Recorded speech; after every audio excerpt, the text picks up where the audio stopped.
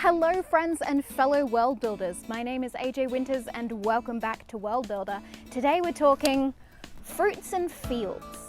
I am so excited for today's episode. We are on tour today in a special location at the S&R Orchard.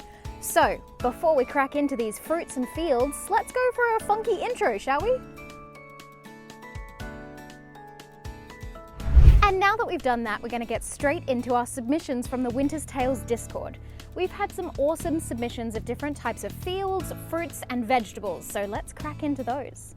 Mr. Wright in our Discord chat said, what about a pink cereal grain like wheat that can be grounded into flour and made into bread? Thank you so much for that submission. I can totally picture fields of pink in the sunlight, and that's awesome. Also, I think that we could probably take that grain and turn it into silks or cloths. Maybe there's a textiles and fabrics sector of Penarvor as well. I like that. And with the pink grain, that means we might have pink coloured breads, and fabrics would all be pink as well, or at least start that way. Another submission that we had was to have small bell-bottom fruits, kind of like a mix between a plum and a pear. And I absolutely adore that idea, so we're going to start with that fruit first. I'm kind of inspired by these cherry blossoms. I think that in Penarvor, those pear plum-like fruits actually grow out of the center of the flowers. So during the season, first you see a glorious flower, probably at the start of the warmest part of the year, and slowly a decadent fruit grows from within it. I wonder what that would look like when they're harvesting them. This would be just before the rainy season, so it would be a little bit colder, and you'd have thousands of these bell-bottom pears dropping to the floor. Workers cutting them down with sharp axes and others catching them from below. Kind of like that scene from A Bug's Life, only more organized.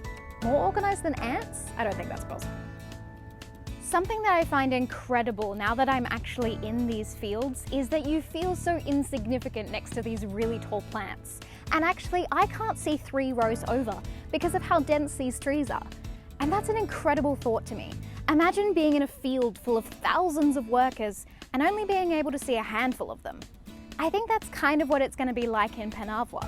I think that the fields are thousands and thousands of acres long. And you could get lost in them, kind of like a maze or a labyrinth. You'd seriously have to know your way around the fields. I can also really vividly picture the ziggurat wheels zooming up and down these laneways. I mean, look at all of this greenery ready to just zoom past on a one-wheeled motorbike. Hello? That sounds like a great adventure. Like Men in Black 3 without the chasing aliens part. You have these in the future? No. Get on. You're right there, Chief? Hell yeah. Be better with 4 wheels. 2 is like my minimum. We've also dabbled a little bit into the farming structure of Penarvor, with the river flooding and having the crops grow out of the water. So I think that we'd have a lot of very hearty vegetables that grow underneath soil, like a blue lettuce patch or cucumbers that grow in pretzel shapes. I don't know, I probably think I'm gonna get weird with the vegetables. So I ended up drawing what I imagine is an aqua blue lettuce leaf curl and a sweet potato-like vegetable that grows in a bread curl and can be sliced up and stewed. But maybe we even have some delicate fruits that grow under the soil too, like upside down berries. Yeah, I love that idea. Imagine foraging through the dirt to find little golden or yellow berries that look like pumpkins and burst in your mouth when you bite into them. And after doing a deep dive into illustrations of fantasy foods, I found this beautiful artwork by Batsu, a manga artist, and I wanted to try my hand at a translucent turnip with this gushy-like substance on the inside like an egg. Awesome. I think I've got a really clear understanding of what the fruits, fields and vegetables are going to be like in Penarvor, and I hope you do too. So thank you so much for joining us for this little adventure in the springtime.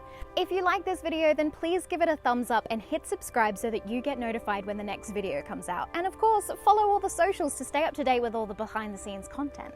If you want to be a part of all the world building discussions that we have over on the Winter's Tales Discord chat, then I'll leave a link in the description. You can also join our Patreon where you get access to extra behind the scenes content as well as special voting powers. Next week, we're going to dive into the mining city to complete the Trilands, and that's just the beginning. But until then, I'll see you next week.